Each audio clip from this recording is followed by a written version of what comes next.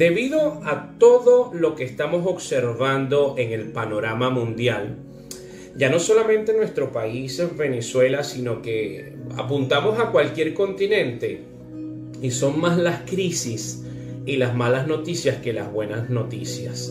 Yo he podido leer incluso hasta en mi plataforma algunos comentarios como por ejemplo, abro paréntesis, estoy perdiendo la fe. Con todo esto que estoy observando me estoy quedando sin fe, cierro paréntesis. Y yo quiero decirte, querido amigo, que si tu fe está condicionada a lo que tú estás observando, no es una fe bíblica. Hay fe fundamentada en la Sagrada Escritura y hay una fe del mundo. Por ejemplo, yo le voy a poner fe a lograr este sueño y no necesariamente ese sueño sea algo que esté alineado con la voluntad de Dios.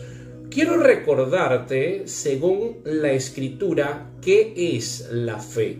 Vamos un momento a Hebreos 11:1.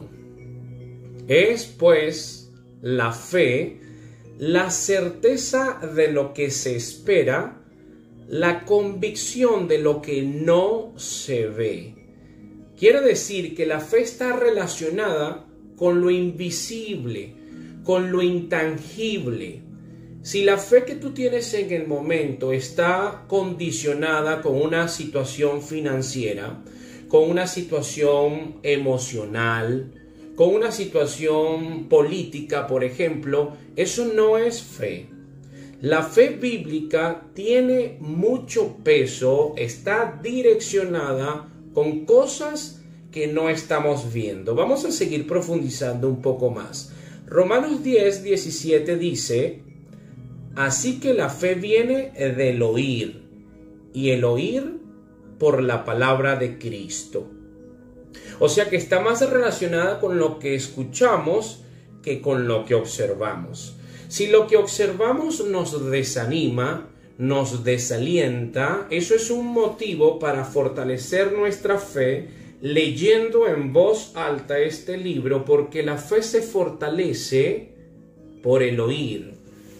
Cuando el Maestro, nuestro Señor Jesucristo, resucita, en Juan 20:29 le dice a Tomás, porque me has visto, has creído. Dichosos los que no vieron y sin embargo creyeron. ¿Qué contexto es este? Se murió mi maestro.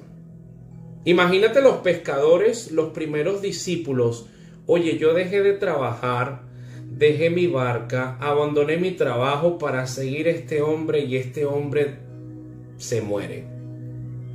Si ellos, a pesar de ese escenario, que dejaron todo para seguir al maestro y el maestro se muere, aún así ellos mantienen su fe porque el maestro dijo que era necesario que todo esto sucediera.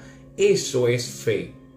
¿Con quién te identificas? ¿Con Tomás, que necesitas ver, o con el resto de los discípulos o algunos de ellos que no necesitaron ver para creer? La palabra certeza que acabamos de decir en Hebreos 11:1 se refiere a un título de propiedad. En la Biblia hay promesas para mi vida y yo puedo tener el título de propiedad para adueñarme de esas promesas. Quiere decir, la fe es el creer esas promesas. O sea, yo voy a recibir lo que Dios me dijo y me prometió que me iba a dar. Yo tengo la seguridad, que ahí es donde está la convicción, de obtener algo que a pesar de que no lo veo, lo creo. En conclusión, la fe no está condicionada con los elementos externos, ni el ambiente, ni la economía, ni la salud, nada de eso. He visto personas que han fortalecido su fe en situaciones de adversidades, de enfermedades, de prisiones. Por ejemplo, Pablo escribió las epístolas, muchas de ellas desde la prisión, un contexto de prisionero, pero una fe fortalecida. Y yo creo no creo, estoy seguro que todos estos escenarios que nosotros estamos viendo, que nos generan mayor afán, mayor temor, son oportunidades para ejercitar nuestra fe. ¿Sabías tú que desde el punto de vista bíblico la fe es lo opuesto al miedo? La fe te impulsa a seguir caminando, a seguir avanzando, a seguir creciendo. Por el contrario, el miedo te detiene, te impulsa a retroceder y te disminuye. No te sientes seguro, no sientes que tienes la fuerza para seguir avanzando. Ahí vemos cómo está esa oposición y quiero aclarar algo. El miedo en sí no es algo malo. Es una emoción, un mecanismo de autopreservación que se activa en situaciones de riesgo, que hace que tu cuerpo libere esa adrenalina para autopreservarte, para cuidarte. Cuando se pone la cosa compleja y cuando el miedo sí es peligroso porque te lleva a tu propia autodestrucción.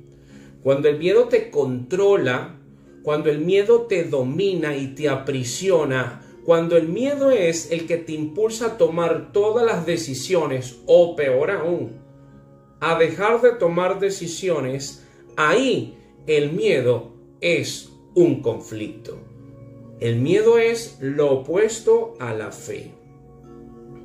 Cuando nosotros preguntamos, ¿cuál fue el principal mensaje de Jesús? ¿Cuál fue la gran prédica del maestro? La idea principal. ¿Cuál fue el enfoque, el núcleo? La respuesta que nosotros podemos escuchar por lo general es que muchos dirán, bueno, nuestro Señor Jesucristo habló del amor y del perdón. Esa es la respuesta que comúnmente escuchamos. Pero si nosotros estudiamos todos los mandamientos que dejó Jesús en los evangelios, encontramos lo siguiente. El Señor Jesucristo dejó en los evangelios 125 verbos imperativos. Esto quiere decir 125 mandamientos, cosas que tú y yo tenemos que hacer. Si tú enumeras en los evangelios cuántos mandamientos dejó el Maestro para nosotros, hay 125. De los cuales solamente 8 tienen que ver con el amor. A diferencia de 21 mandamientos que están relacionados y tienen que ver con el miedo. No teman, no se afanen, no estén ansiosos, no estén preocupados, tengan ánimo. Jesucristo se enfocó en el miedo. Si lo vemos por cantidad de repetición, el Señor enfocó el miedo que te aprisiona, el miedo que me puede aprisionar. ¿Por qué? Porque el miedo nos aleja de Dios.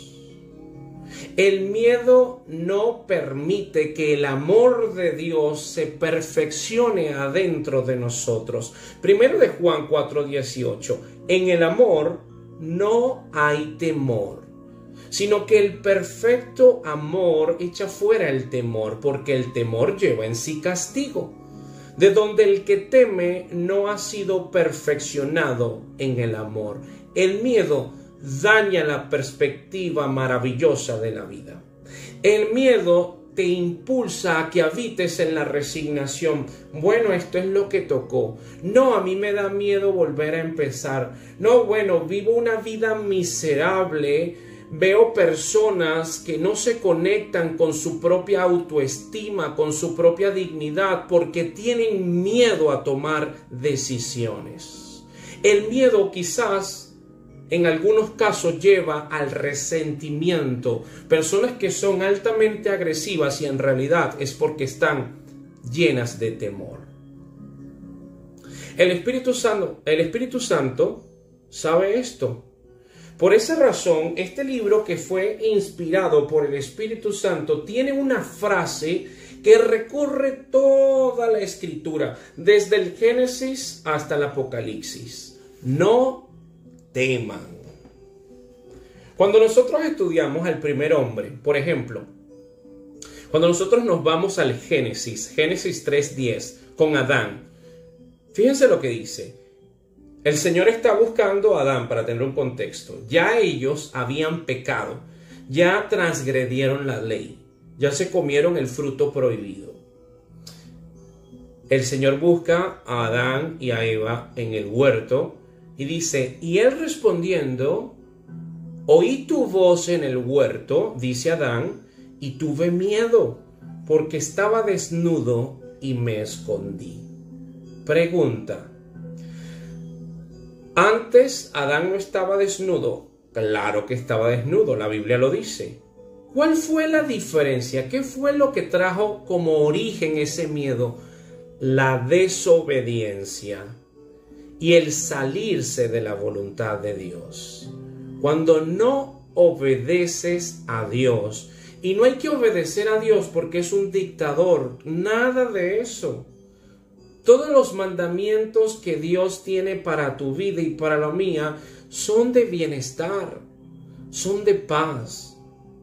Dios lo que recomienda es la mejor opción. Cuando nosotros decidimos no escucharle y escuchamos más el Twitter, el Instagram, las redes sociales, empezamos a alejarnos de su voluntad, empezamos a desobedecer a Dios, el miedo empieza a entrar.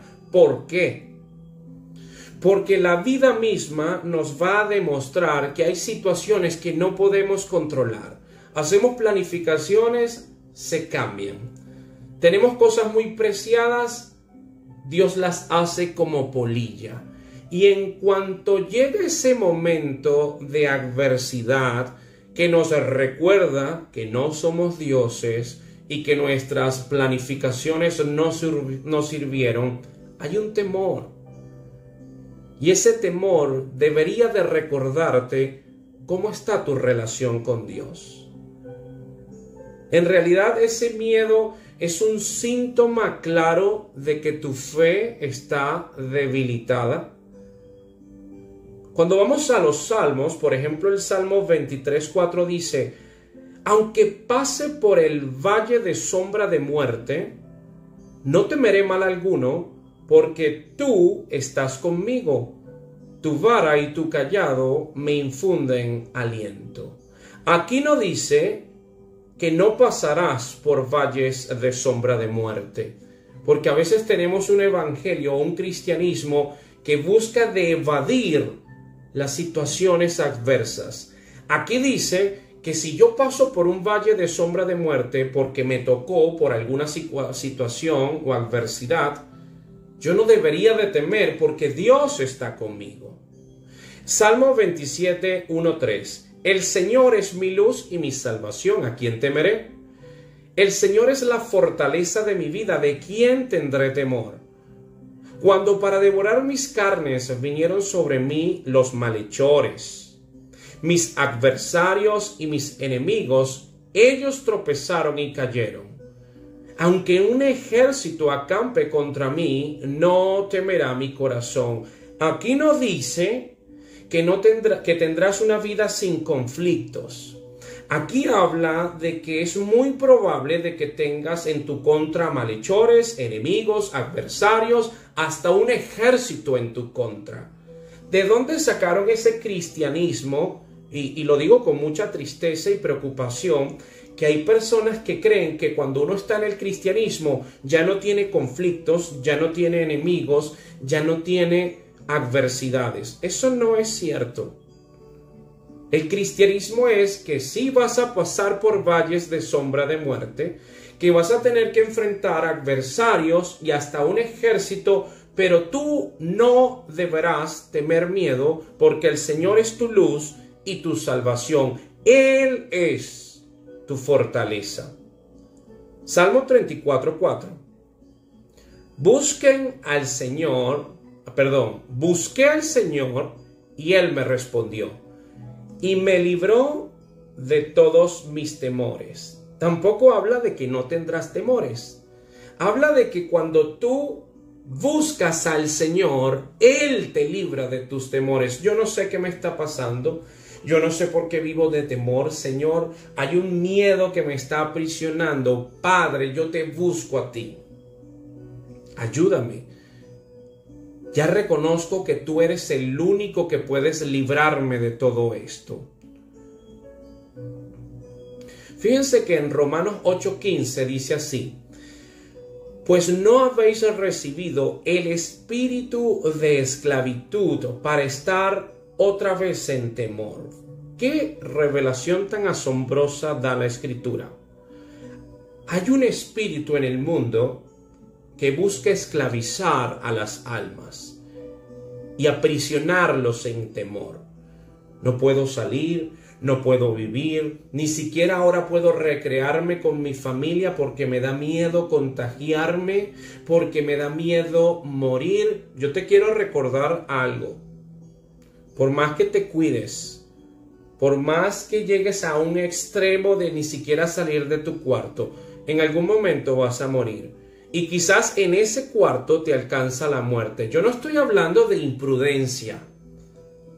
Me refiero a cuando ya ese temor te domina, que ya tú eres esclavo. Hay un espíritu de esclavitud que te dictan la pauta a terceros y que ya tú estás debilitado.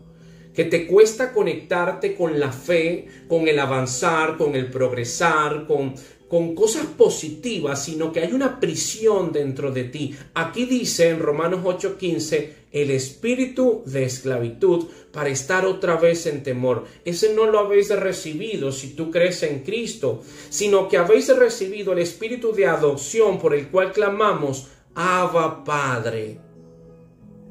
Padre, esto no me pertenece. Ya yo sé que este miedo no me ayuda, me aprisiona, me tortura. Señor, en ti confío. En ti confío. Como dice el Salmo 56:3. El día en que temo, yo en ti confío.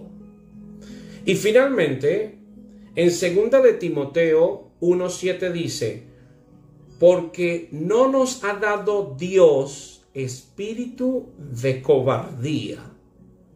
Detrás de ese temor, detrás de esa cobardía, hay un dominio espiritual. Porque no nos ha dado Dios espíritu de cobardía, sino de poder, de amor y de dominio propio. Poder, Lucas 24:49. El Señor dice, he aquí, yo enviaré sobre vosotros la promesa de mi Padre, pero vosotros permaneced en la ciudad hasta que seáis investidos con poder de lo alto. Hechos 1:8. Pero recibiréis poder cuando el Espíritu Santo venga sobre vosotros. El poder que habla 2 de Timoteo 1:7 es el poder del Espíritu Santo morando adentro de ti. Cuando el Espíritu Santo está adentro de ti y tú lo alimentas con la oración, con la lectura bíblica, con la comunión, con la santidad, ese poder se empieza a ejercitar. Y cuando se empieza a ejercitar y te tengas que enfrentar a situaciones adversas que intenten intimidarte, tú seguirás adelante. Porque habitas en poder, en amor y en dominio propio, que es la capacidad de controlarse, de escoger lo bueno y desechar lo malo.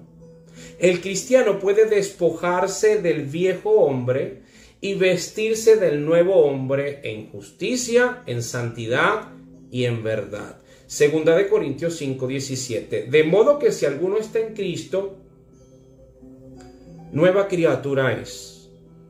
Las cosas viejas pasaron. He aquí, son hechas nuevas. Querido amigo, llegó un tiempo para ejercitar la fe y debilitar el miedo. Llegó el tiempo, según el contexto bíblico, vamos a decirlo así, que cuando llega la tormenta a nuestra vida, Es mejor estar con Jesús en la barca que sin Él en la orilla. Llegó el tiempo de fortalecer nuestra fe.